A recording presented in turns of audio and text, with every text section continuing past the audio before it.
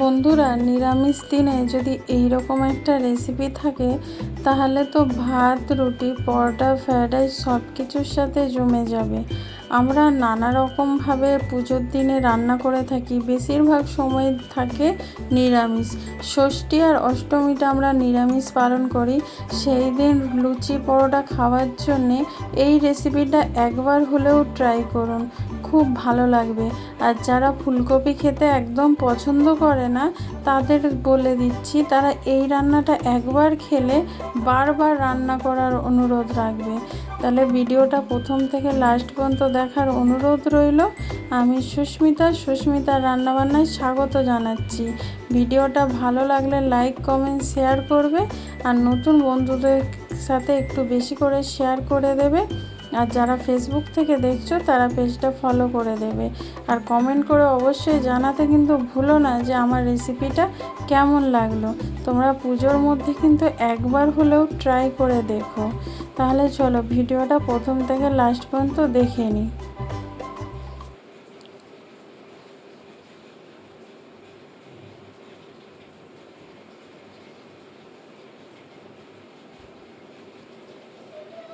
আমি এখানে দেখো ফুলকপি নিয়েছি আর দুটো আলু নিয়েছি। ছোট ফুলকপি কেটে ধুয়ে পরিষ্কার করে নিয়েছি।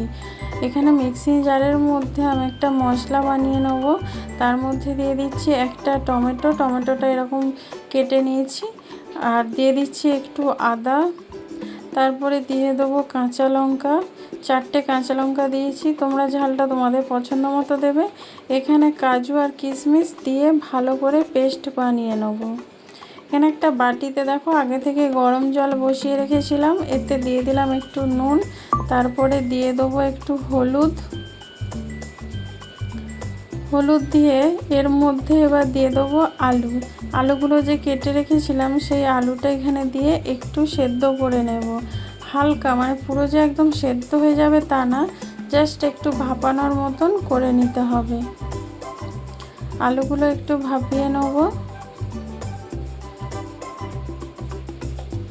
দেখো আলুগুলো ভাপানো হয়ে গেছে। এবার এই জলের মধ্যে দিয়ে দেবো ফুলকপিটা আর আমি সেদ্ধ করবো না। এই যে জলটা আছে এর মধ্যে ফুলকপিটা দিয়ে চাপা দিয়ে 10 মিনিট রেখে দেবো। তাতে কিন্তু ফুলকপির মধ্যে যে গ্যাস বা গন্ধ থাকে সেটা পুরোপুরিভাবে বেরিয়ে যাবে আর নুনটাও এর মধ্যে ভালোভাবে ঢুকে যাবে। চাপা দিয়ে আমি 10 মিনিট রেখে দেবো এই গরম জলে। দেখো 10 মিনিট হয়ে গেছে। এবার আমি ছান্তা দিয়ে এগুলো তুলে নিচ্ছি। দেখো জল থেকে ছেঁকে আমি একদম তুলে নিচ্ছি। এইভাবে ছেঁকে নিলে তাহলে আর জলটা উঠবে না, রান্নাটাও করতে সুবিধা হবে। আর এইরকমভাবে ফুলকপিটা একটু ভাপিয়ে নিলে ফুলকপির মধ্যে যে একটা গ্যাস গন্ধ থাকে সেটা পুরোপুরিভাবে চলে যাবে। এবার কড়াতে দেখো আমি সর্ষের তেল দিয়ে দিচ্ছি। তেলটা ভালো করে গরম হয়ে গেলে ফুলকপিগুলো আমি দিয়ে দিচ্ছি। ফুলকপিগুলো মিডিয়াম আছে আমি একটু ভেজে নেব। এর মধ্যে কিন্তু আর এখন নুন হলুদ কিছু দেব না, শুধু ভেজে নিলেই কিন্তু হয়ে যাবে। অনেকে আছে ফুলকপি এই মানে গন্ধের জন্যে বা এর জন্যে খেতে চায় না। এইভাবে একবার রান্না করে দিলে গ্যারান্টি দিচ্ছি তারা পুরো ফুলকপি খেতে বাধ্য হবে, মানে এতটাই টেস্টি হয়ে যাবে। ফুলকপি খুব পছন্দের হয়ে যাবে তাদের কাছে। দেখো এইভাবে আমি ফুলকপিটা হালকা একটু ভেজে নিচ্ছি। এবার দিয়ে দিয়েছি আমি আলুটা দিয়ে ফুলকপি আর আলুটা একভাবে আমি ভালো করে লাল লাল করে ভেজে নেব।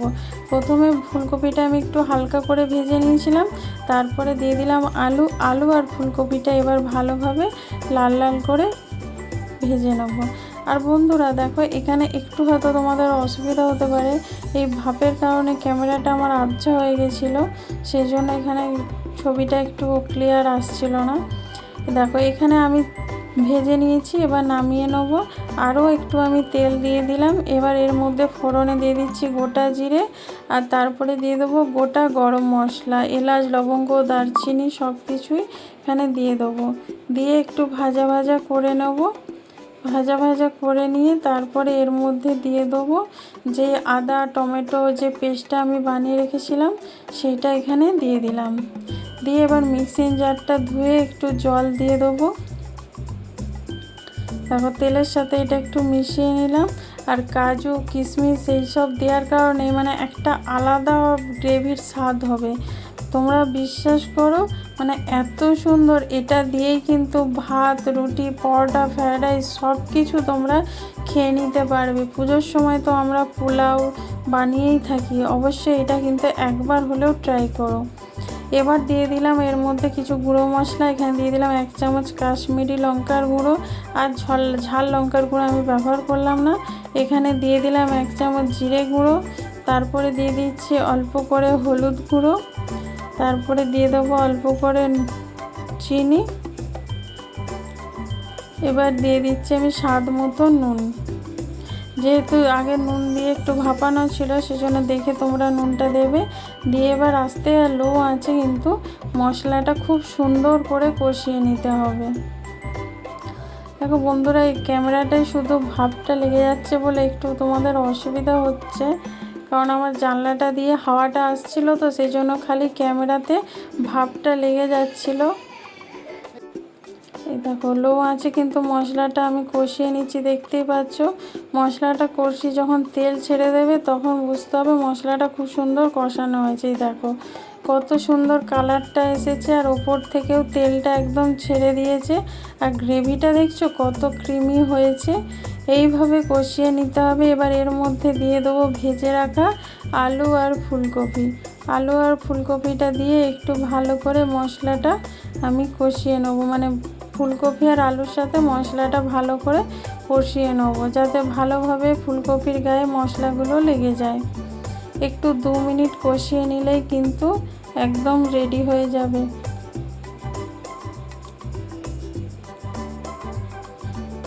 দেখো খুব সুন্দর করে কিন্তু আমি এটা কষিয়ে নিচ্ছি।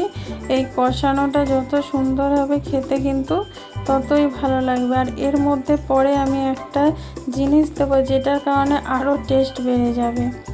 এবার দিয়ে দিচ্ছি আমি জল, পরিমাণ মতো জল দিচ্ছি, যেহেতু আলু ফুলকপিটা সেদ্ধ হবে সেই জন্য এখানে জলটা দিলাম। দিয়ে এবার চাপা দিয়ে আর রান্নাটা করে নেবো। আমি 5 মিনিট চাপা দিয়ে রাখবো মিডিয়াম আঁচে, তাতে কিন্তু ফুলকপি আর আলুটা খুব ভালোভাবে সেদ্ধ হয়ে যাবে। এখানে যতক্ষণ সেদ্ধ হচ্ছে, এখানে দেখো 1 কাপ আমি দুধ নিয়েছি, গরুর দুধ। এবার এর মধ্যে দিয়ে দিলাম 1/2 চামচ গোলাপ জল, তারপরে দিয়ে দেবো 1/2 চামচ কেওড়ার জল। কেওড়া জল দিয়ে এটা মিশিয়ে আমি সাইডে রেখে দেব, এটা পরে আমি ব্যবহার করব। এবার দেখো এখানে ফুটে গেছে, ঝোলটাও অনেকটা কমে গেছে, দেখতেই পাচ্ছ। না আলু ফুলকপি কিন্তু সব কিছু খুব সুন্দর করে সেদ্ধ হয়ে গেছে। এই দেখো কত সুন্দর সেদ্ধ হয়েছে, দেখতেই পাচ্ছ। আর একটু তো গ্রেভি রাখতেই হবে, সেই জন্য আমি এই অনুযায়ী গ্রেভিটা রেখেছি, পরে কিন্তু আরও গ্রেভিটা কমে যাবে। দেখো এবার এর মধ্যে দিয়ে দেবো আমি সেই জিনিসটা যেটা দুধের সাথে মিশিয়ে রেখেছিলাম। এইটার কারণে তো একটা আলাদাই মাত্রা এনে দেবে এই তরকারিটার। দেখো দুধটা ঢেলে দিলাম, ঢেলে দিয়ে এবার ভালো করে মিশিয়ে লো আঁচে আমি রান্নাটা করে নেব। এইভাবে মিশিয়ে তোমরা যদি একবার রান্নাটা করো, আমি গ্যারান্টি দিচ্ছি গন্ধেতে রান্নাঘরেই লোক ছুটে আসবে যে কি বানিয়েছো আজকে। আর যখন তারা খাবে বুঝতেই পারছো যে এইটার টেস্টটা কত সুন্দর হবে। এবার এর মধ্যে দিয়ে দিচ্ছি আমি কিছুটা গরম মশলা। গরম মশলাটা আমার বাড়িতে বানানো।